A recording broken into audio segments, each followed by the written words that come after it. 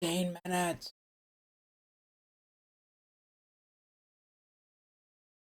Doubt if everything's working correctly.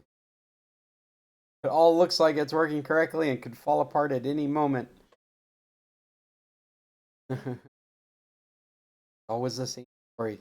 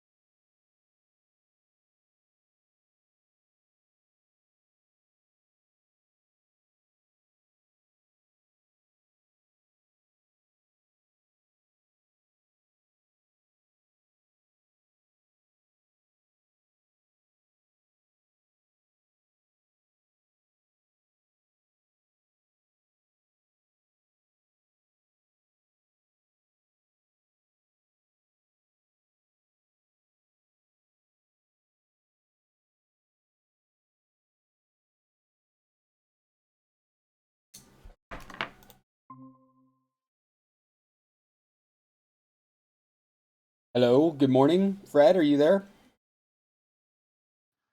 Good morning. Great, you sound clear. How are you doing? Not bad. It's a That's good nice to day hear. in the neighborhood. It's let's see, what's it say? 72 degrees today. Oh, that's nice. Yeah, We were in Europe during the heat wave. that's no fun. I was in Europe during the heat wave back in when was it? 70s, Yeah, and they don't have in Germany anyway. They don't have air conditioning just about any place at all, or at least at that time they didn't, that's and so everybody was suffering.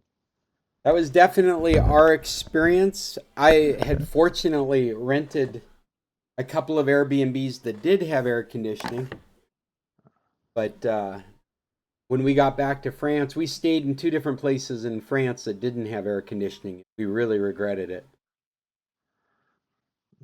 Yep. So how was your trip?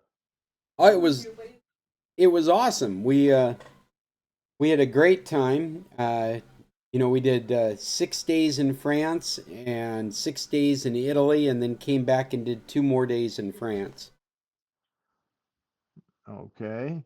And we spent a majority of our time around Paris, but Italy we went to Venice for 3 days, and then we went to Rome for 3 days. Uh-huh. And unfortunately, it was above 90 degrees in Rome. It was like 97 degrees when we were at the Colosseum. Uh-huh. Yeah, that's a little taste warm. That's about 37 degrees Celsius. Yeah, yeah, pretty high temperatures. We actually witnessed a woman being hauled off on a stretcher, vomiting the water that she had just been given. Okay. As as people that live in Mexico, we were witnessing that, going, these people aren't built for these kinds of temperatures. We just moved slow and stayed in the shade and drunk water, kept hydrated. Yeah, I had a friend there in San Carlos, and he one time said, take a look at the Mexican people.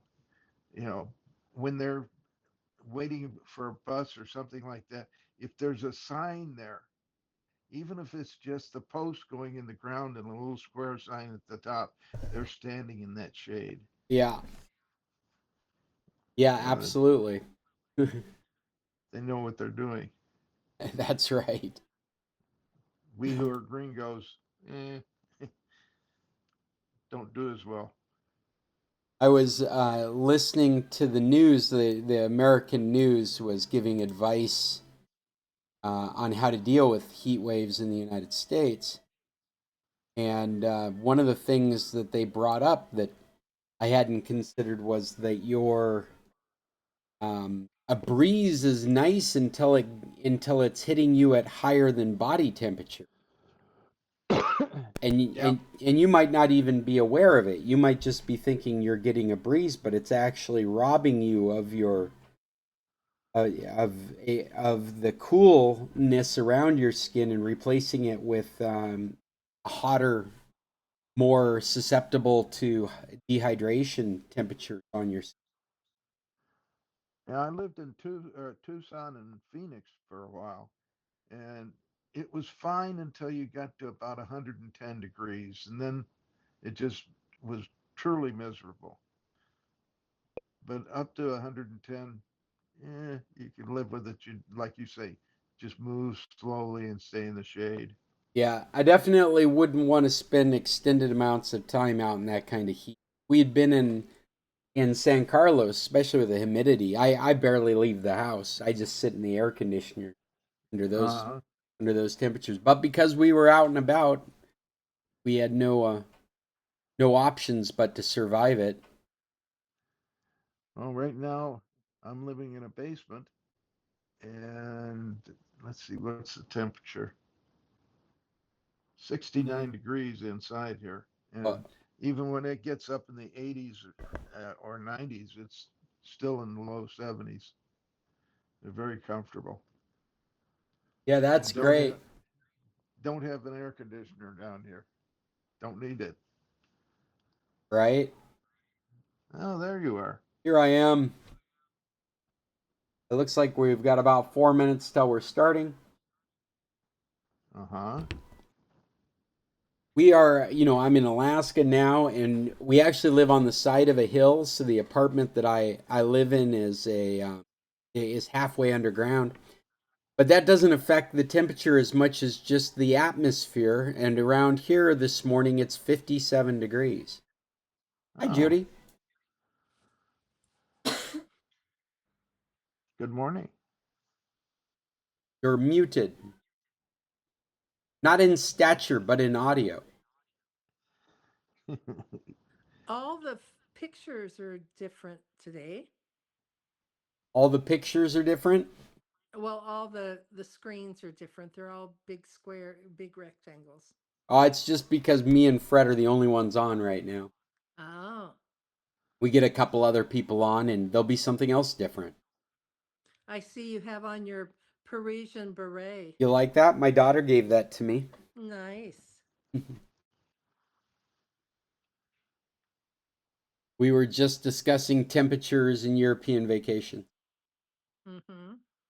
Well, it's already up to 79 here in Colorado, but when I got up at 5, it was like 51. So, But it is 57 here in Anchorage right now, and we have maintained such a cold summer that we've made national news. wow. Yeah. Twice now I have seen on a national news report they're talking about the heat waves going across the United States. It seems like everything is higher than normal except for Alaska, which is colder than normal. We are about 10 degrees cooler than we would expect. It's been like that since May. Hmm. Just what you wanted. Right. I would take the 67 over 57. Me, that's a good vacation temperature. And Yep, I can live with that. it's so cool around here that if it does go up into the 70s, then all the Alaskans are dying. They're running out and buying air conditioning. Uh-huh. It's We like the gringos in Florida that when it gets down to 70 degrees, they're out in earmuffs and parkas. right? Yeah. Hmm. Or exactly the opposite. What was we watched for? That's right. My kids are sitting in the background of me here. And we did a movie night at our place with our neighbors, good friends of ours. And as they were leaving, they're like, "It's so hot in here," and all of us are like got jackets on and blankets over us. The Alaskans are. Why is it so Uh-huh. hot in your apartment? I don't know. You can't put our thermostat down any lower. It's completely off. Yeah. It's 11 o'clock my time. And it's 9 my time, which means it's 10 o'clock somewhere, and this is the San Carlos Computer Club. Thanks for joining me, guys. I don't know if we'll have more people join us later. We have been offline for, I think, 4 weeks now because of my European vacation, Yeah. Oh, which by the way, it's 1 o'clock here. it's 1 o'clock where Fred is. So none of us are in the time zone where the club is actually announced to be in. But welcome, welcome. I'm Scott Stimson from International Computer Solutions, and this is Carlos Computer Club. And I did bring the document of possible topics with me that go through some of my articles. But as usual, I'm interested in what's going on in your guys' life. Have Fred, you or Judy brought any topics for today? Any tech issues you're dealing with? Nothing. At the top of this document, I've been having some ongoing topics. The Bill of Digital Rights, which slowly people are becoming more familiar with. Our bed and breakfast, which is in gear now and going strong. If you're coming to Alaska, let me know. I'll give you a discount. Smartphones for Dummies 2, which is a lecture that I hope to give, hopefully this next season in San Carlos. So if you have any new smartphone topics, and I did bring an article that's a smartphone topic, so it may be somewhere into the lecture, as well as a blog post that explains why we don't recommend VPNs. And if you haven't read that, it's interesting. It's Cape Technologies swooped in and bought a bunch of VPN technologies a few years back, about 4 years ago. And Cape Technologies is a well-known adware company. And so I was actually having this discussion with my kids this morning. These two things are in direct conflict with each other. Security and privacy, owned by an adware company. They have completely different missions. So it's incongruent to have one own the other. They cannot be on the same. And so, in a nutshell, that's why I will no longer recommend any of the VPNs that this company owns. With that in mind, one of our articles is talking about a list of applications that you should make sure you're not using, and everything on that list is a free VPN. We'll go through that in a moment, but what it triggered was a question from Emily going, well, what about Opera? It has a built-in VPN. That been vetted? And right before we started this meeting, I had done some research to answer that question. I was curious as well. I definitely use Opera. It's one of my web browsers, and it does have a built-in VPN.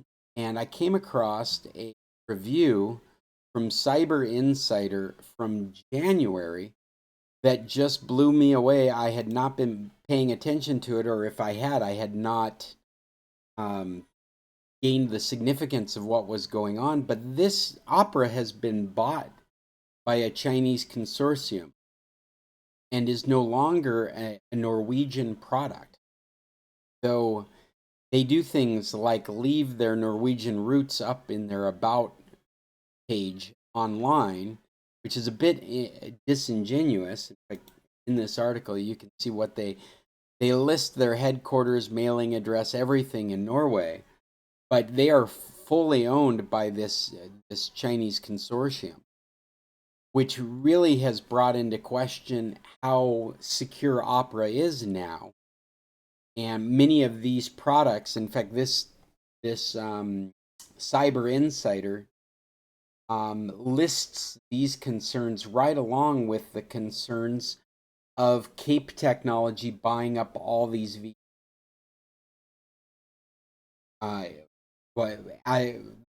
the article I mentioned earlier is one mentioned by them as they're telling us about the concerns for Opera's security.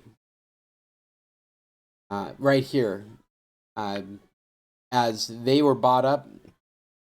And this adds even more convolution. It makes me think of TikTok, because it may be a Chinese consortium, but it's a Singapore-based company. Just adding another layer of obfuscation to what's going on here. But I think what we're seeing is these businesses are turning into just faucets of data that is collected to be sold to third parties. And the whole concept of VPN is being bastardized. In the article that I bring up, I mean, well, what I'm looking at here is an article that we discovered about Opera being bought and being solely owned by this I think the only thing that I can take away from that is we might stop using Opera. And not because there's a better alternative, but just every time we discover something like this, we have to recognize it for what it is. It's not really about security. It's about funneling your behavior into a database so that it can be sold to third parties, monetizing you. And so, yeah, I think it's time to find a third browser, and it might be Firefox. Going back to Firefox. Hi, Cheryl. Hey, It might be going back to Firefox as the third browser, uh, specifically because it's got a different engine. And I think the only real compromisable issue right now with Firefox is that, hey, you guys, the only the only compromisable issue of the Firefox browser is the sheer amount of money that Google pays them to stay in business, so they can hold them up as competition. The that is definitely a conflict of interest, but I don't think it's as high a conflict of interest as how I was mentioning before, an adware company owning your VPN company. That is a true conflict. I don't think can be solved. They need to be two separate. You either sell ads or you do security. You can't do both. One is just opposed to the other.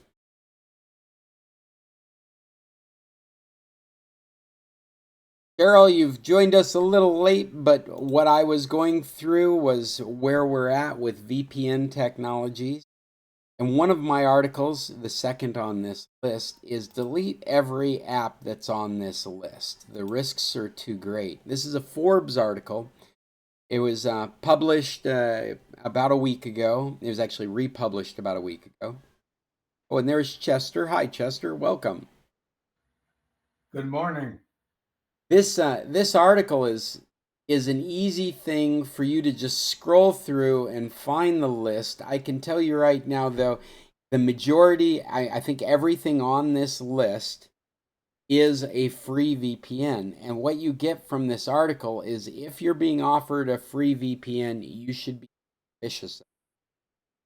I can't say all, but this article leaves you with the impression that all VPNs that are advertised in the App Store as being free are owned by Chinese interests, and they are most definitely funneling your behavior into a database to be sold to third parties, are monetizing your behavior, either yours in general, the most innocent, anonymized data, or yours very specifically, Cheryl's data from Canada, is being encapsulated and stored in a database so that when advertisers want to approach Cheryl or insurance companies want to approach Cheryl, they can buy her information. That's the very worst case scenario. Well, I guess the very worst case scenario is then security, national security, which is always an issue when you're bringing in a country. But rule of thumb, if it says free, you probably don't want it. And I would check if you've been.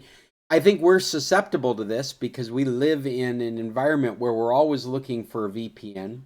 This article actually mentions that because of the geofencing of services like Disney Plus and Netflix, people are running to VPNs. There's now some legislation in the states that has gotten passed that I really don't understand all the nuances, but in a nutshell, each state now can determine whether porn is legal in its state or not, which will have an effect on VPNs, as the people that live in those areas will flock to VPNs to obscure where they're coming from so that they can still get their porn. So we've got porn and we've got content streaming that is affecting this industry. And so people are looking for free ways to do these things. Because of the free issue, Emily and I were discussing Opera's free VPN, and that's where you came in, Cheryl. There is enough information in this article about where Opera is, and I'm sorry we weren't aware of it sooner, because they've been owned by a Chinese conglomerate for maybe 6 years, and they put up a front as though they are still a Norwegian company, but they aren't. They're wholly owned by this Chinese consortium, and they are a Singaporean business, making it a little bit more obscure.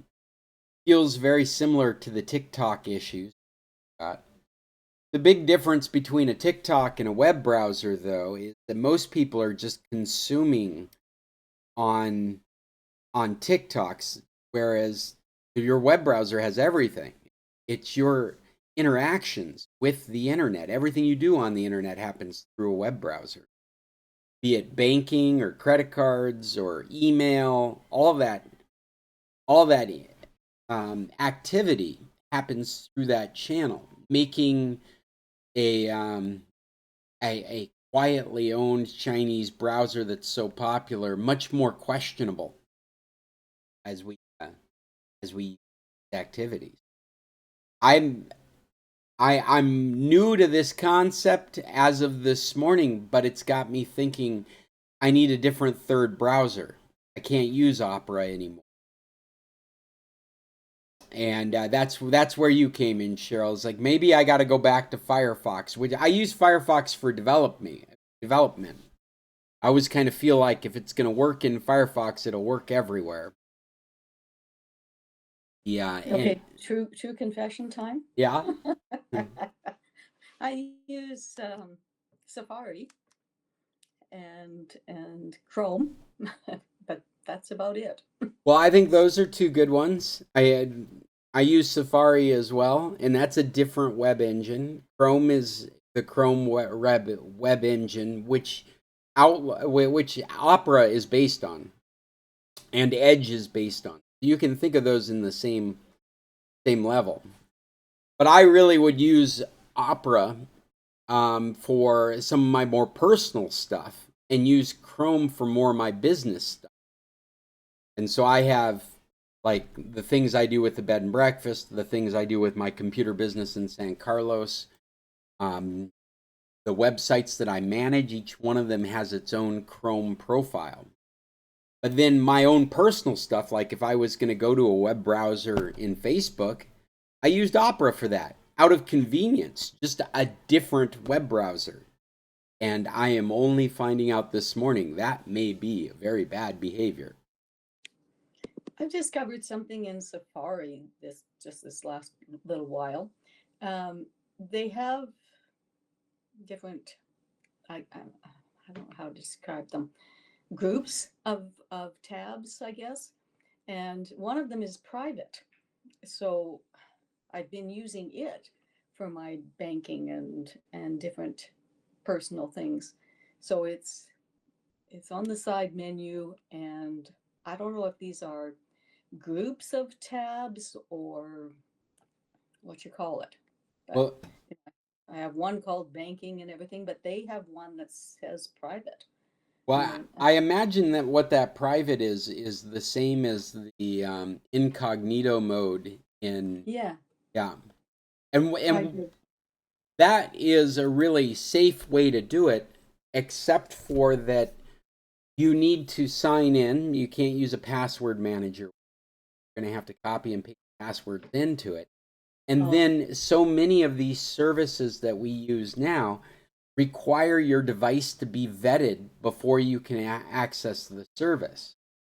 Every time you bring up a private tab, it's like a brand new machine connecting to that service. So you're going to have to go through all the two-factor, you might even have to go to your telephone or an authenticator to tell it that this is a good machine to get connected on. And then when you close that tab and open another private tab, it's like none of that has taken place, and it all has to happen again. That's the only caveat. But you would be more secure by using that kind of instance. An even more secure way, which I think we're moving towards quickly, is a virtual machine way of doing things, which spins up an entire operating system in the background to run your web browser to go to that one website. And so it's completely disassociated with the rest of your computer. This is a thing that's happening right now, but it hasn't been dialed in real well for just general people. You have to be too technical right now to get that environment going. But that environment I keep reading about, and it's just like a switch away before that's going to be one of the norms. You do as an option in your settings. You say brand new environment every time I open the web browser. And I'm paraphrasing and trying to make it as simple to understand as possible. But until that, then the privacy tab is one of your best options. For no cookies, no history, nothing. A rogue program that would have downloaded would have been wiped out when you closed the privacy tab, so that when you open it again, it's completely fresh from.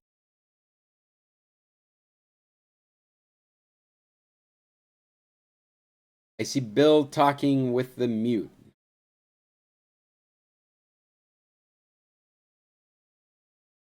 Still muted. Oh, there you go. Nope, but I can't hear you. You might be unmuted, but you aren't making sound.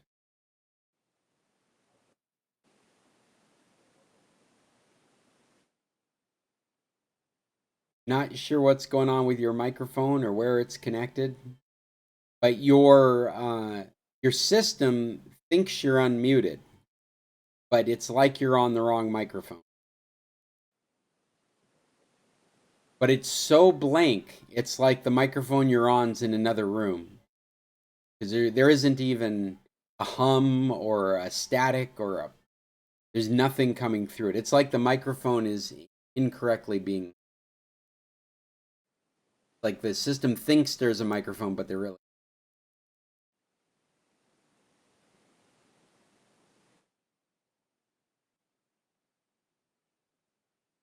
I think our VPN topics from years back, because of our interest in using TV and services in a foreign country, is going to explode into crazy security problems. We're going into a time period where we've probably never needed to know so much about VPNs. Hey, we've got dueling bills. So your phone is muted, but your laptop is not, or your tablet is.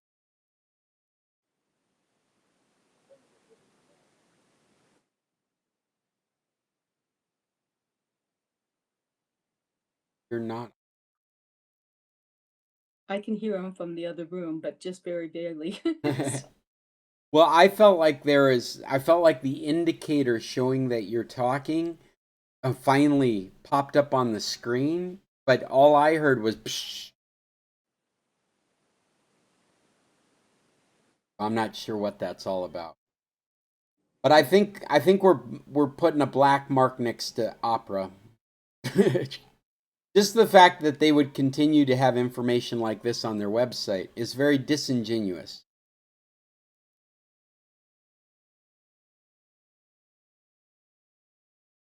Bill's back on his phone. Your phone is muted. How about now? Hey, there you go. We can hear you now. Ah, only 20 minutes to settle one crummy microphone problem. But that's all right. Welcome back. Thank you. That's what I was trying to say.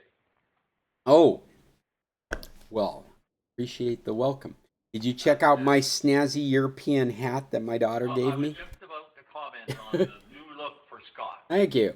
Does your mother approve of that, since her knitted caps are being replaced? I'm sure she's being patient with it. I only have one of these. I've got over 20 of hers.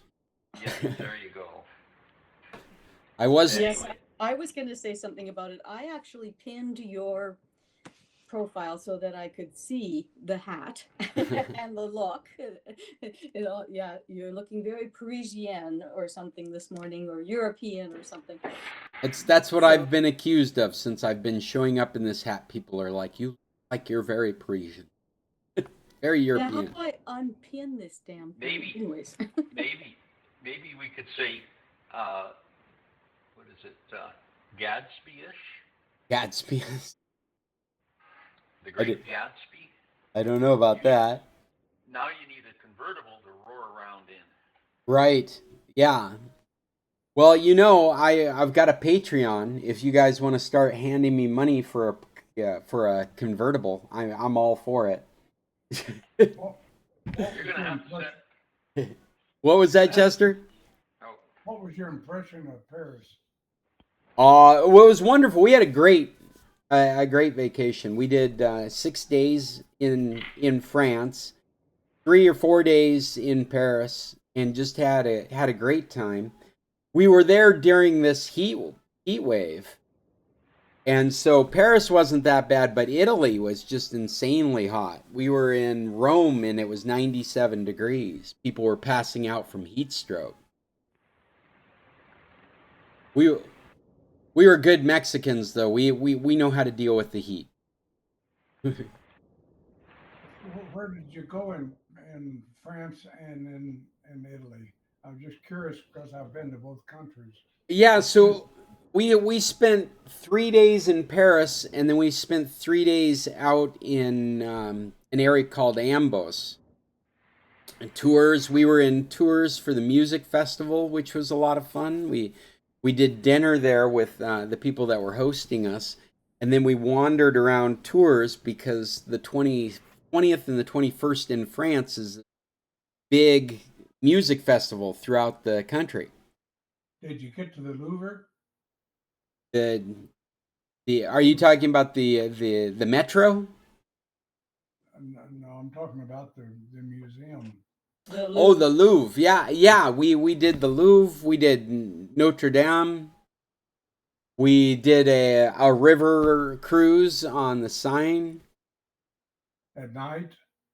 Yeah, but night. I mean, we're there in the middle of June, so like the sun would go down at 10 o'clock at night. We were done before the sun had gone down. Yeah. It's the lights on the boat that are interesting. Yeah, we were hoping for that, but we couldn't get on a cruise that late. Lots of walking. I think we all tripled our regular daily steps. And in Rome? In Rome, we did the Colosseum, the Pantheon, a number of plazas. But we didn't go to any of these places with much more of an agenda to just experience being there. Did you happen to go to the Sistine Chapel? No, I don't think we made it there. That's one of the most famous places in Rome. Yeah, like I said, we were running around eating food and sucking up atmosphere. We did a gondola ride in Venice. We did 3 days in Venice and 3 days in Rome. I had a really surreal experience in Rome when we got to the Colosseum. We show up and I'm looking around and I'm like, I've been here before. And I look up on the hill to these buildings, like I've sat on top of that building and shot arrows at enemies before. And I have played Assassin's Creed with so many hours that I knew my way around. I knew what was behind this corner and up on that hill. And it was so weird to have been immersed into a video game to such an extent that it felt familiar to be in this place I'd never been before. Oh, Scott. Oh, Scott. I remember the day we were walking down the strip in Las Vegas. We overheard this Midwest U.S. family talking about how, well, now we've been to Paris and Italy, and we don't have to go any further than here. So when they'd seen the 120th Eiffel Tower in Paris of Las Vegas, they figured they'd been there, done that. So for you telling me that you had been there, done that when you played a video game. Well, I'd have to say this is different because it's more like a VR experience of an actual representation. That game has done such a wonderful job of getting all that information that they've scanned the areas. The first Assassin's Creed, the second one is based in Italy. The first one is based in France, and we probably talked about it at the time.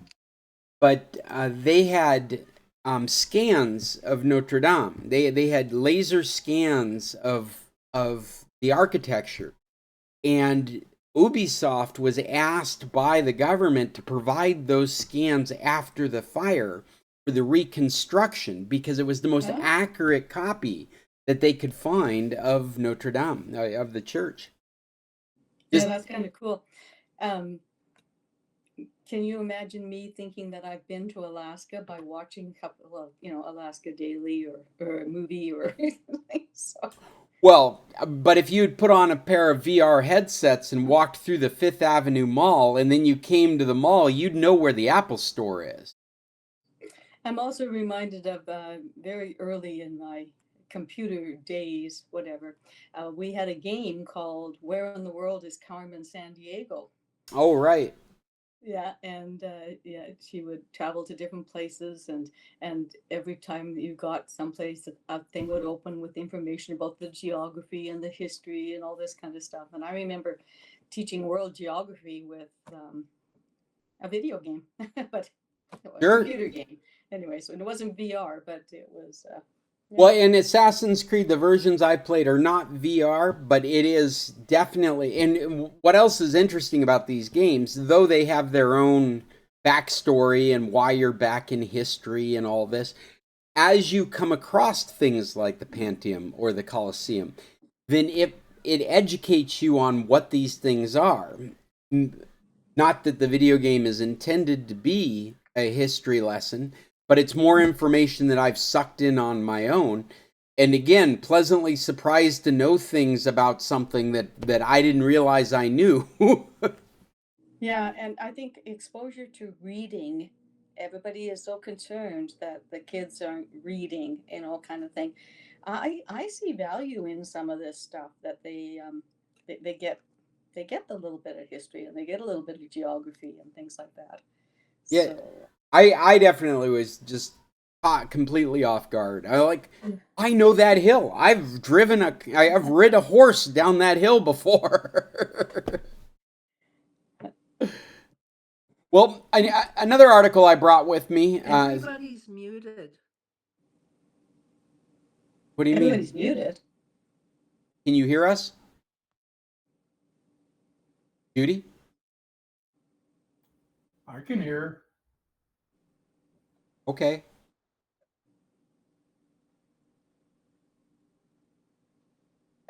Now we're not saying anything. Sorry. That's a little bit of confirmation by us from the group. I think I heard you say nothing. Yes. I think Bill's brother will do that to him. Bill will say, can you, I can't hear you or something, and Bob will go. Just to fool them, kind of thing. Okay, there is interesting things in the European Union that have done protections and privacies for individuals, which we are not doing in the United States.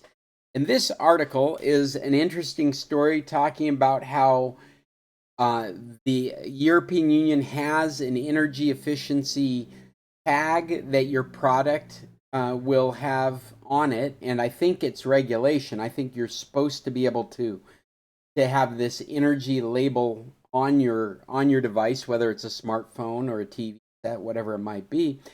And they've put together lists of battery life And I'm not talking about how long it lasts during the day, but I'm talking about how many charging cycles. And we've talked a little bit about this in the past. A good reference for years has been about 300 for a laptop, full discharges to zero and then recharges before the battery starts to diminish in quality. This is, if you've got an old iPhone and you go into battery health, you might find that your battery is at 85% battery health, and that 15% has dissipated through these full discharges and recharges where the material gets used up, gets worn out. This article is interesting because it shows that the European Union, at least in their database, shows the Samsung devices is enduring up to 2,000 full cycles. And this might actually help you as a purchasing decision. As you're thinking about the longevity of your device, you might want to do the research on what your battery performance is for that device. It is definitely, they've used some examples in this article that show that Samsung is very high compared to, say, the Google Pixel, which is showing 1,000 full charges. There's Motorola that's down at 1,200, 1,000, maybe even 800 cycles.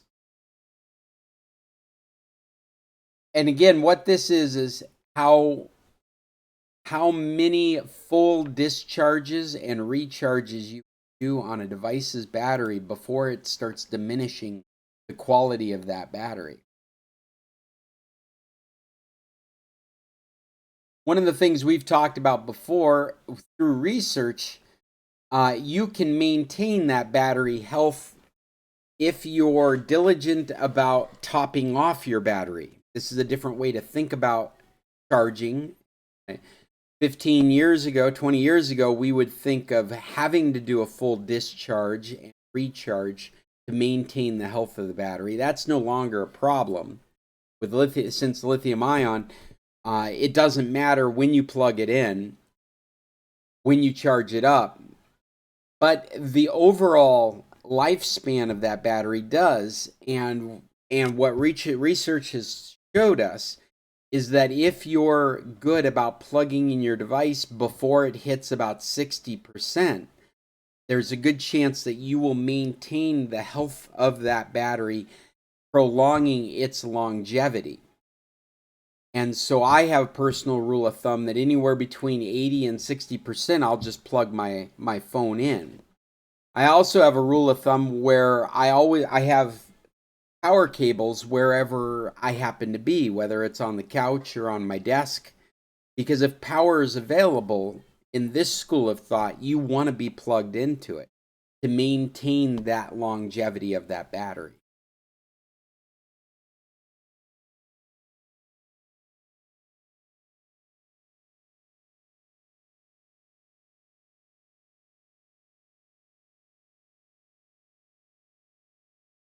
Have we got any of our own topics, or should I move on?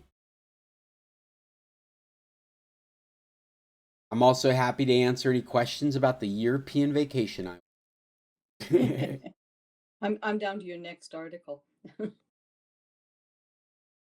One of the things that was interesting going is that I was looking at all the devices that I would be taking, how we would be charging in that, because we were going to be in places at 220 voltage. And I found most of our devices have been built for 220. So like the power supply for my laptop, it just needed a physical adapter to get it into the outlet.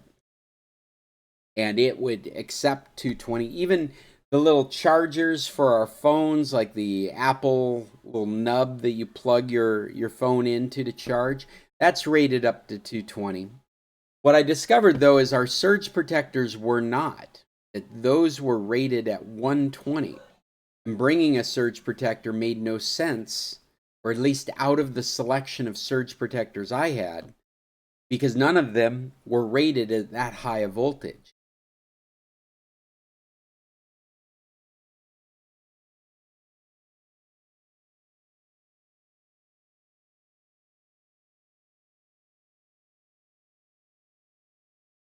Well, I've brought a third article, which is something that MIT's been working on forever, but I think it's one of the closest we've gotten to a solution for harvesting water that doesn't require any power. They have come up with a material that can sit vertically in like window pane type format that allows the air to condense in even the most driest of deserts. And as the sun hits, the material causes it to condensation and be collected. And they're harvesting water right out of the air like something from Star Wars. This concept's been around for a long time. This is important because of the production, the sheer amount of production that they can get out of these materials. The style, yeah, they refer to it as appearing like bubble wrap. Here's a close-up photo of this material. And because of the surface area and the material, they're able to collect quite a bit of water condensation that gets translated into or transformed into clean, drinkable water. I went on a little bit of an excursion in water collection in these environments. In desalinization, they were comparing it to, and the amount of brine, salt that they have to get rid of, the waste of a desalinization plant, is actually a real problem. They end up with quite a bit of very thick brine water or even solid salt mass that actually, most of these techniques, the result is more brine than actual clean water. And so there is a point of diminishing returns with the desalinization. This doesn't use any of that kind of technology. This pulls it from whatever moisture is in the air, and they've been testing it in some of the driest areas. And these materials that they've chosen have proved to be very productive for harvesting water.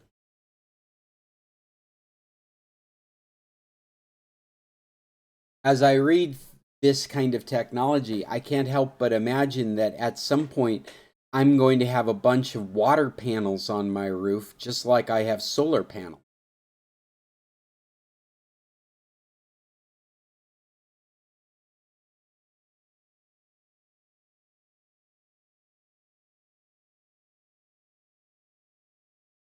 No comments from the peanut gallery? Interesting. That the water. Well, we've gone through questionably why we should continue using Opera and list of VPNs to stay away from, with a rule of thumb that you don't get anything for free, so stay away from free security products. A reminder that some of the most popular paid VPNs are owned by an adware company. That includes ExpressVPN. Sorry to say, one of the easiest VPNs to use should not be considered one of the most secure simply because it's owned by an adware company, and you have to see those security and adware as being in conflict. The whole adware industry requires your privacy to be compromised, them to make money. We also talked about the smartphone batteries, something to keep track of, which we will be able to keep track of because of European Union regulation. They require the longevity of your device's batteries to be kept in this database and a label to be attached to your device showing that you're compliant. And so just by default, we're going to have the ability to look up our devices, see what the battery life is. In the article, you do get the impression from the people writing it that there isn't enough disclosure yet on how they make these determinations. It doesn't look like at the moment there is a European body that is vetting what the manufacturers are saying, and so it looks like they can say anything. Samsung can just say it's got 2,000, the capability of 2,000 full discharges and charges. It doesn't look like at the moment there's a system for verifying that what they're saying is true. So right now, the only way to verify whether it's true or not is through real life experience. As you can imagine, a new phone being put into the database would only have whatever the manufacturer claims, and it would take people out there using the devices to determine whether that's actually true or not. We just got the 15-minute warning, and I have run out of topics. I don't know if we need to switch over to another meet or if we'll just call this at the end. But unless somebody's got another topic to bring up, I would bring up recommendations. Go for recommendations here. Judy, I saw your pretty face pop on the screen. Did you have something you wanted to add? Oh, and you are muted, so... I was going to wave and say bye. Oh, okay. Oh. Where are you, Judy? Colorado? Yeah. Good summer? Not so. No. No. Oh. Lots of hail. Lots of hail. Yeah, we're in northern Alberta right now and in the process of selling and moving to southern Alberta where we've bought a place. Wow. And down in southern Alberta, it's drought and we've had rain and hail and cold. So Yeah. it's amazing what 4 hours drive makes a difference, you know. Yeah. Well, It will be an easier commute south. That's right. Yeah, and we end up halfway between our two sets of grandkids. So you know what I just flashed on? You're talking about these differences, and I'm thinking about just climate change, how it's affecting all of us. And I just saw an article the other day on Reddit. Somebody posted a picture of these tubes in the Alaskan tundra with this mesh on them. And they're like, what are these things? And I've seen them before in my life as well. And I didn't know what they were. And they were identified as a distribution. It's like this physical, non-powered device that pulls ambient temperature and sends it to the ground. And the idea is to keep the permafrost frozen. So that buildings, so they'll put these in areas where strategically where buildings are, so they don't start settling as the permafrost is melting. These things are keeping the permafrost frozen in. that's different. Yeah, I should look for a picture of it because I've actually seen these devices. It's a technology that was said in this Reddit group. It's an Alaskan Reddit group, so I trust it to be somewhat accurate. Said that the pipeline has been using this technology since the 70s to keep the pipeline from settling into the tundra. And it's a very common use in these frozen tundra areas to prevent damage to infrastructure. Years ago, my dad worked for a company that made big track vehicles, and they had one that would go along beside the pipelines, and it had a building basically on the back of it that got picked up and put over top of, I don't know how big of an area of the pipe, so that they could work on sections of pipe inside. Oh, that's interesting. A building. And so the machine actually had this and it picked it up and put it down over top of it. But yeah, he was in Siberia 1 year showing the guys how to work on these machines. That's wild. Yeah. Many years ago. Well, I don't know if you brought any recommendations. I actually have a list. Oh boy. All right, Cheryl, let's do it. What do you got? I think the last time we talked, I mentioned Better Sister. That was, I think, the last time we were together. Is that a show or a movie?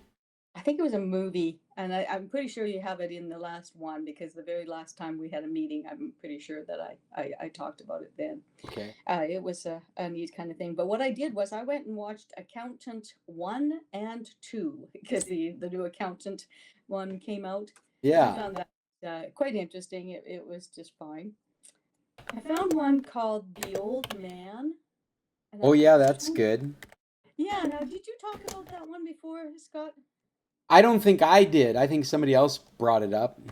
Yeah, it was an interesting one with the daughter and the CIA and what have you, and who's the bad guy and who's not, and it was kind of a fun one. Most recently, Heads of State came out, and I watched this movie, and it was just a fun. It seemed like a short movie. It was over quickly. It was laughing at modern day things that are happening.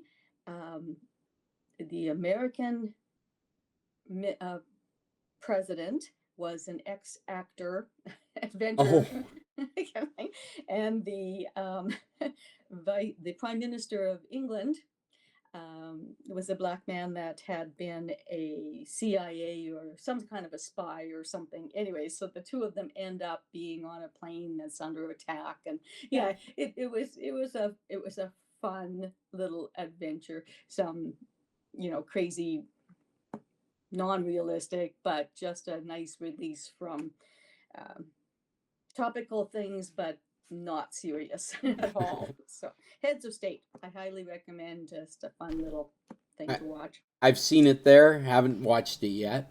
But Yeah, that's on Prime. Prime. And then Countdown, I'm just on about episode number 4, I think. Countdown is a special team, a special ops um, group that are put together. I'm just kind of getting into it. There's a lot of chasing the bad guy, sometimes with cars and sometimes on foot, so, but it looks like they're thinking there's some terrorist activity that's being planned, and they have a countdown to There's find out so what's much going on. stuff now. I don't even know this that you're talking about. I haven't heard of Count. Yeah, it was just released on, and I think it's another Amazon original. The Prime's been sending them out, kind of thing. And then the last one was I finished watching The Bear. Oh yeah, Yeah. that's a show I've only watched the first episode of. I've never gone back to it. It's different. It's very, very, very different. I can't decide if it's the filming technique. There's a lot of dead air where they're preparing food or they're looking at each other, and there's not a lot of dialogue. It's a very interesting, different way of doing things. And then I'm finding a lot of these series have music that tells the story, kind of things, and some that's interesting to listen to, and other stuff that's a little bit Like a bizarre. montage with a Yeah, story, an yeah, explainer song. That's what you call it, an explainer song. yeah. And it's almost like a character. It's almost like it's a very integral part of the plot, and yeah, it's a filming technique that I find quite interesting. So that's my stuff. All right, Chester, you've got What your hand Hector? up. Yeah, we recently watched one that was quite long, and I enjoyed the dialogue, except it was the name of it is Suits, and they were just so nasty. Everybody talked to each other just terrible, and all the way through it. And this is not the way people act in business. Wait, And I don't recommend it, but I do recommend it. It's just you what take it show? with a What grain show of is salt. this? Suits. Suits. Okay.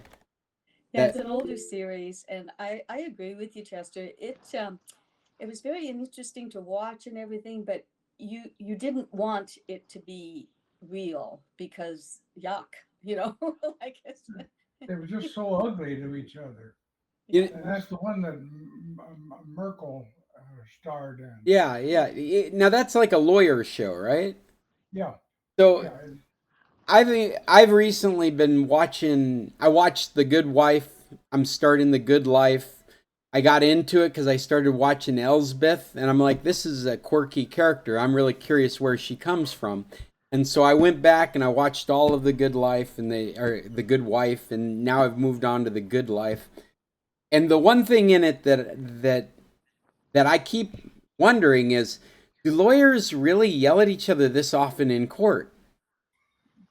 And the other question, which was completely The Good Wife, every season they reorganized into another law firm. Yeah. And like, is that something that actually happens in real life? Is that happening all the, because in The Good Wife it's happening all the time. That's a main plot point throughout 7 seasons, is how often that they're starting a new firm. Now, is the good life the same characters and stuff? I don't know the good life. I'm sorry, The Good Fight is what I'm trying to say. Oh, the The good Good fight. Okay, Fight. there. Yeah, The And Good now I'm with you. Fight. Yes. Yeah, the good fight. Yes, Yes. that's Thanks. still Thank you for lawyers. correcting me. Yes. Yes, the good fight. But those lawyer things, but and it's the same when I watch hospital and medical center staff and everything. I can't believe that on-call rooms are used for what they have every single episode. Somebody's making out in the or hooking up or whatever the term is, and I think this can't this can't be true. It's just, anyways, it gets me about the hospital shows. And we I see Fred's got his hand up. Yeah, Fred, and we've got about 5 minutes, so let's. Fred, what do you got? If anybody's interested, Dexter is coming back with a new one. Oh, is this like the sequel or the prequel? I don't know. It's not out yet. It's, I think next week it comes out. Because they, yeah, I watched the sequel that was like, I don't remember when it came. It came out at least a year or two ago, and then they had a new TV show that was Dexter as a kid, like where his roots come from. And it was really well cast, but it was a whole new cast, and I thought that was really good. I'm having trouble remembering the name of it now. Fred, you're good. Okay. And Chester, did you have something more to add? Yes, I think maybe the best series I've ever watched was not that long, but it was 1923. Oh, you guys And bring that one up all the time now. Everybody's recommending that. I think the best one I've ever watched. Well, what we've watched recently is a movie called Sinners, and it's pretty much an entire black cast. It's set in well, almost Depression era. It seems like it's like the 1930s in the South, and the it's interesting because it is a horror movie, but the first half is really a movie about some guys that were from the South and had gone to Chicago, learned how to build clubs, and came back and built a club. And so it's all that, getting into that time period and the effect it has on the local neighborhood and the clientele. And then so the first half is really a period piece of trying to do business in the South as colored folks, and then the last half of it is this vampire horror movie.